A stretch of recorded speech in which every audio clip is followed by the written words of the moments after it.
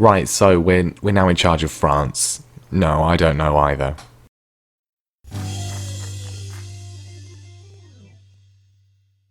Hello and welcome to the start of Season 5 of Careering Onwards with me, Mr. Grant, who's still with Leicester City, but not with Denmark anymore. Before we get to Leicester and we look at the transfers we've made at the start of our first season of top flight football as a manager and the first season for Leicester back in the Premier League since the opening season of the save game. Well, I mean, let's look at this. Let's look at this. So we are manager of France now. I want to be clear right off the bat, I did not apply for this. I didn't even know the vacancy was available. The French FA just came out of nowhere and offered it to me, and I am just as confused as you as to why they've decided to hire the manager who won the English second division. Apparently that's who they're looking for to propel them to a third straight World Cup, because that's the situation we're in. They are the double world champions, winning it in real life in 2018, of course, and then 2022 in this game world. They've also won the Nations League twice in a row, including just recently. They won Olympic gold in 2020 as well, the under-23s. So it's, yeah, I mean, they're really good. They're the number one ranked side in the world. You can't really say no. It's just quite a baffling thing that they've offered me the job. The only reason this came about is because their previous manager, Claude Puel, which means that, yes, in this universe, Claude Puel won the World Cup, has left to take over at Liverpool because the AI can't manage having a club job and an international job as well. That does mean Liverpool have sacked Jurgen Klopp. He's now taken over at Bayern Munich. But yeah, Claude Puel, World Cup winning manager, now in charge of Liverpool. And that's presumably why they hired us, because they went, oh look, he used to manage Leicester, so let's just get the current Leicester manager as well. I mean, just look. I mean, he's basically illegal, really. Kylian Mbappe, absolutely, just incredible. Paul Pogba as well. He's 30. Physically, is better than pretty much any other player I've ever seen, even at the age of 30. So, yeah, they're quite good, aren't they? They're really quite good. But the problem is, it comes with increased expectation and pressure. We are surely the favourites to win the European Championships in 2024, and we will obviously be sacked if we don't at least make, I guess, at least the semi-final, probably the final as well.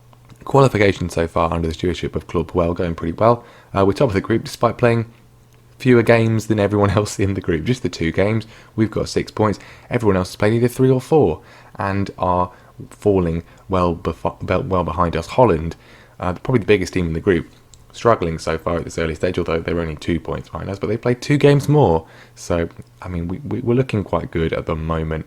It'd be a disaster if we mucked that up. Anyway, that's exciting.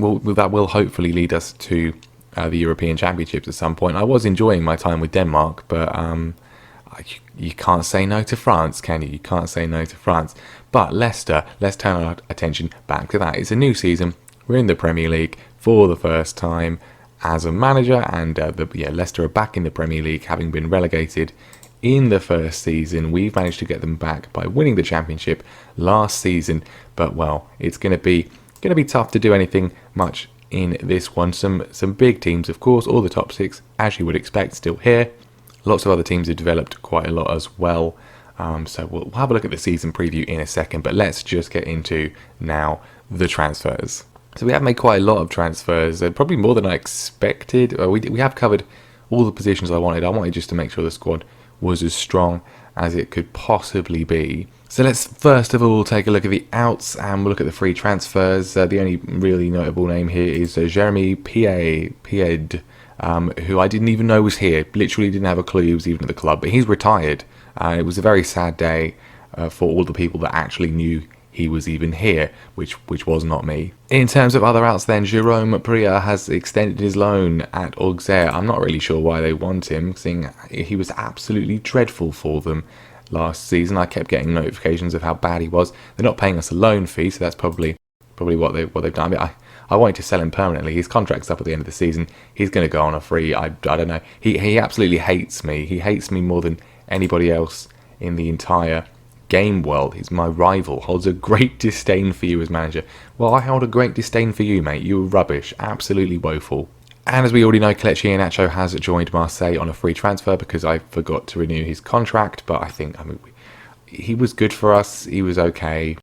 1 goal last season in 13 is not great. I mean, he was all right before.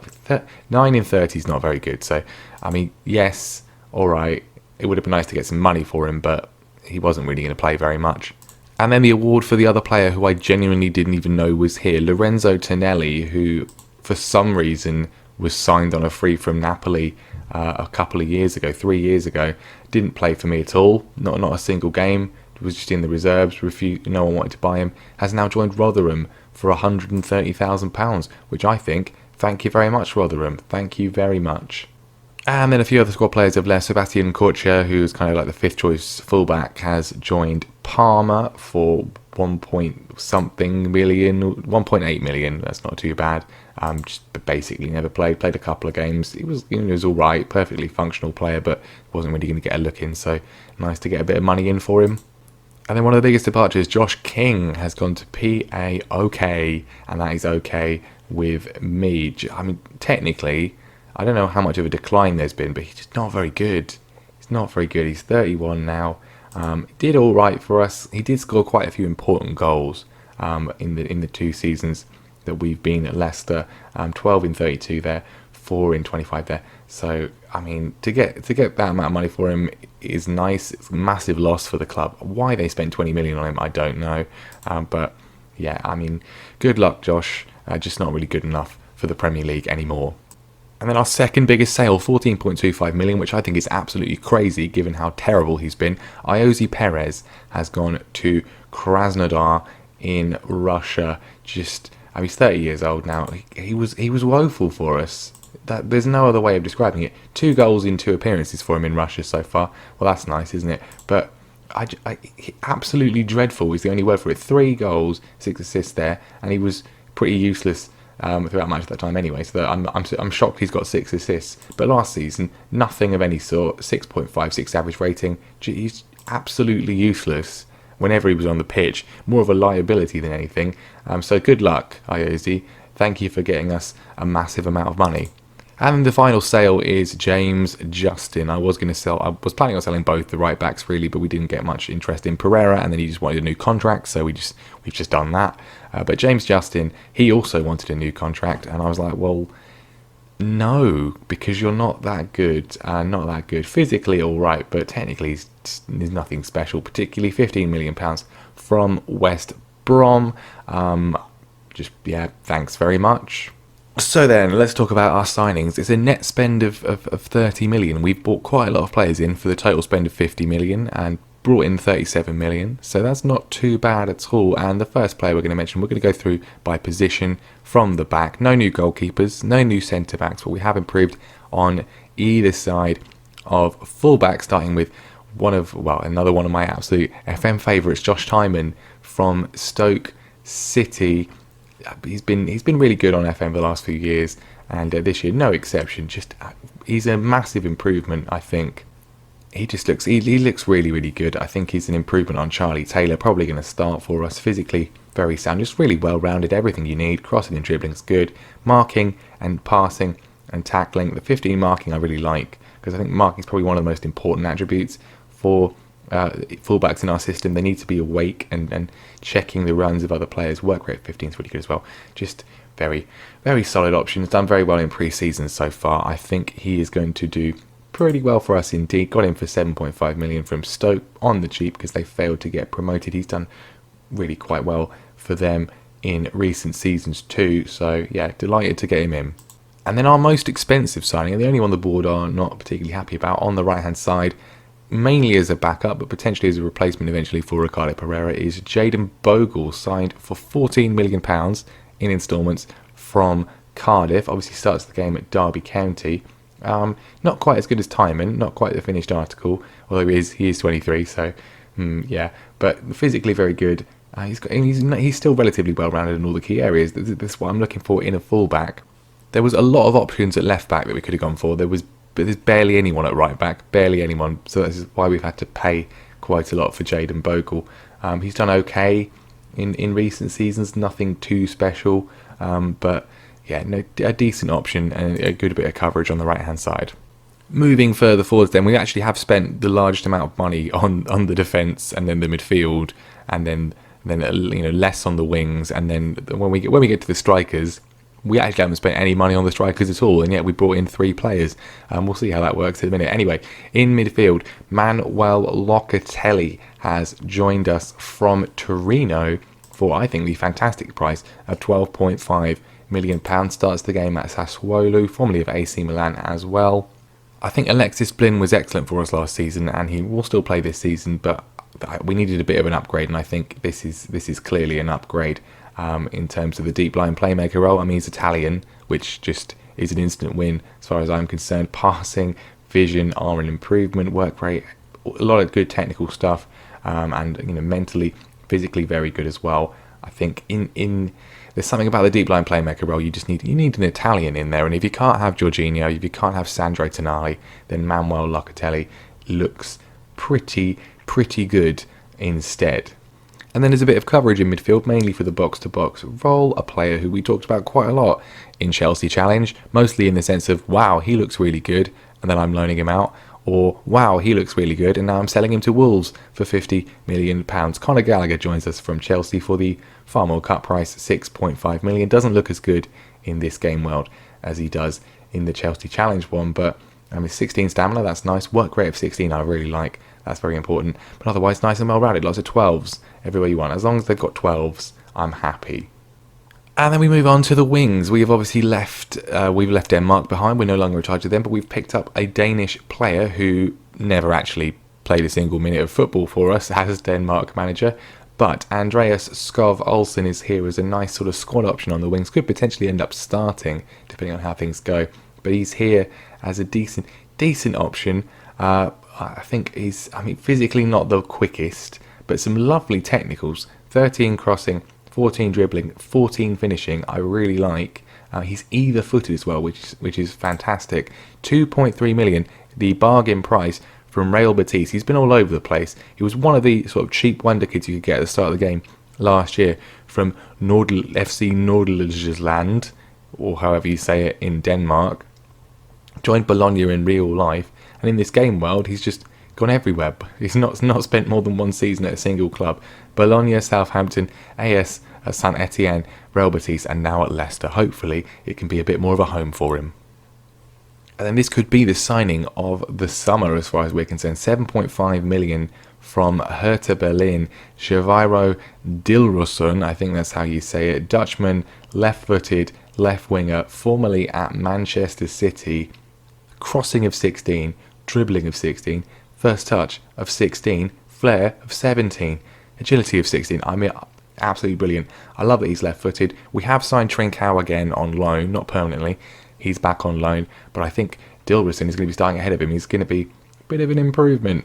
I've seen him develop a bit better in other saves, and he's not got the craziest mentals in some areas. Decisions of 10 is not amazing, but it's not awful. But I think he could do very well for us. And then we needed another right winger, and well, we've got one, and it was an unexpected one as far as I was concerned. I wasn't planning on renewing Reiss Nelson's loan, and I haven't renewed Reiss Nelson's loan. He has joined us on a permanent deal on a free transfer from Arsenal. Yeah, from here on out, we're not actually spending any money. We've not spent a single penny on the rest of the players we have signed, other than signing on fees and wages, obviously. But yeah. Look, he's not the best. He's apparently declining. Pretty decent though. Pretty well rounded for the most part. Didn't really play all that much last season and have much success until sort of the last sort of 7 or 8 games, where he really did actually start kicking on and providing quite a lot of contribution. So hopefully he can continue on with that in the Premier League with us. I'm a bit worried that Keita Balde's kind of fallen off a cliff. So we need 2 players that can play on the right hand side, and him and Skov Olsen will be competing for that role. And then we needed a striker. We only had Paulo Felicio left on the book, so we needed to get a couple of strikers in, and well, we've got 3. The first one, who I forgot to give in a face, Luis Montino, probably something like that, joins us. A Romanian striker joins us on a free transfer, which is always nice, from Constanta in Romania. where he's done very well for them. 15 and 21 last season, really good goal scoring record, and attributes wise looks pretty nice indeed. Physically very good. 15 finishing and 15 composure is always very welcome. Just looks really quite well rounded. Heading of 9 isn't amazing, but everything else looks pretty decent. Could do quite well for us, and if nothing else, we can make a bit of a profit on him. And then for a bit more experience, also joining us on a free transfer is Pierre-Emerick Aubameyang, probably the biggest name we've got, joining us from Arsenal. Not a penny paid. And the thing is, yeah, he's declining. Yeah, he's 34 years old, but 17 finishing, 15 composure, mentally amazing, and physically, yes, his agility's gone down. Yes, his stamina and strength have gone down, and yes, they've gone down since I signed him. But acceleration of 12, pace of 14, he's still got a bit of quickness about him. Only one season on his contract. That's probably all we're going to get out of him. But I think he could chip in with some important goals. So we've got two young, inexperienced strikers with a lot of potential. One old guy who's been there and done it. We need someone a little bit more, dependable. Someone we can rely on a little bit more, who we know can provide goals. And I can think of no one better than this. I mean, he's still quite young and he's still got a lot of potential, but Sebastiano Esposito is back on loan from Inter Milan for another season. Obviously, I was trying to bring him back. They said that they weren't interested in loaning him out. They wanted to use him in the first team. Well, I mean, I guess they did for about one training session, maybe put some cones out, gave out the bibs. But then they were like, no, actually, we don't want to use him. You can have him back on loan. And that is something we absolutely were very, very keen to do. Physically, he's just amazing. Finishing a 14, composure of 15. Very nice indeed.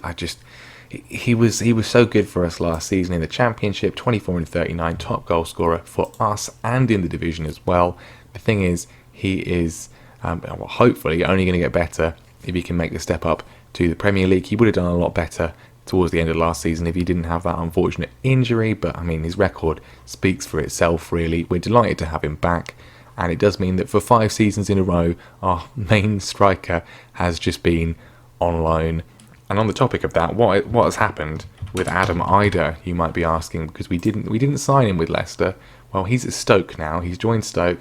I did consider putting a bid in for him, but I thought we've got so many striking options, I don't want him to not develop. And, well, that's what's been happening to him. Since he left Cambridge last season, he went back to Norwich and didn't play a single game for them other than in the reserves. 9 in 11 games in the reserves, or 11 starts in the reserves. It's not too bad, but I don't know why they didn't play him, considering he was one of the top scorers in the division the previous season. Why they didn't give him a look in, I'm not really sure. But he's gone to Stoke now. He's already played a game for them, and hopefully he can kick on. So then, quite a lot of new players have been brought in, and quite a lot of players have gone who are just not particularly good. There's quite a lot of players at the club who basically have never really, or don't really play very much. Krunic is still here. Lucas Mai is still here as well. But I think the squad is nice and well-rounded. Got a lot of coverage in case we have any injury crises. And it's hopefully going to do quite well. But it's going to be a big test, first of all, against Arsenal today. That's our opening game of the season. Let's have a look at the old season preview and see how we're predicted to do. And then we'll compare it with how the board want us to do. So, yeah, the Premier League's quite good. The Premier League is quite good. There's a lot of very, very strong, very dangerous teams in here. We're apparently predicted to finish 16th, which I think is a little bit harsh. A little bit harsh, but that's apparently what the media think we're going to do. Now the board, yeah, top half is what they want. Top half. That appears to have changed. They did actually want. Let's just check on the club vision, because I definitely remember reading they wanted us to become. Okay, I think I might have misread. So yeah, they want us to be top half. They want us to become best of the rest. They must have got rid of it now because they realised it was silly. There was a brief thing that did mention we needed to qualify for Euro Cup 2 this season, which that would have been a bit of a stretch. Even as it is, I think it's actually going to be quite difficult to get top half. I'm hopeful. Pre-season's gone pretty well, but yeah, we'll have to wait and see. So then, Arsenal it's a tricky opening game. We are at home, which is obviously beneficial for us. But this is definitely the trickiest opening game we've had as a manager. Normally we play one of the other promoted sides. We actually haven't lost on the opening day of the season. We beat Bradford and Swindon and Hull with Cambridge, and then we drew with Reading in our first full season at Leicester. So this is going to be a big test for us. So then the team for this one is going to be more or less the same team as last season, but with a few of our new additions as well. Neil Etheridge is going to be continuing in goal. Hopefully he can do as well as he did last season for us. Webster and Soyuncu continuing in central defence. Ricardo Pereira freshly signing a new contract and now happy on the right hand side of defence, with Josh Tyman starting on the left hand side. Charlie Taylor on the bench. I can feel a little bit hard done by given how good he was for us last season, but he'll probably still get some games as well. Locatelli comes into defensive midfield with Chowdhury and Pratt, of course, in front of him. Dilroson's going to be starting on the left hand side with Reece Nelson starting on the right, and then Esposito is going to be starting for us up front. Now I'm thinking anything we get today is going to be really quite good. Arsenal, I would say that midfield is relatively unbalanced, very creative. Grealish, Kovacic, Maddison, former Leicester player of course, and Wilfried Zaha. Okay, they've got up front Alexander Philippe, who is, in fact Alexander Philip it must be because he's English, he's not French. It looks like it would be a French name. He is horrifyingly good, absolutely outstanding. What is his record? He's not really played much for them. He's scored when he has played. He looks terrifying.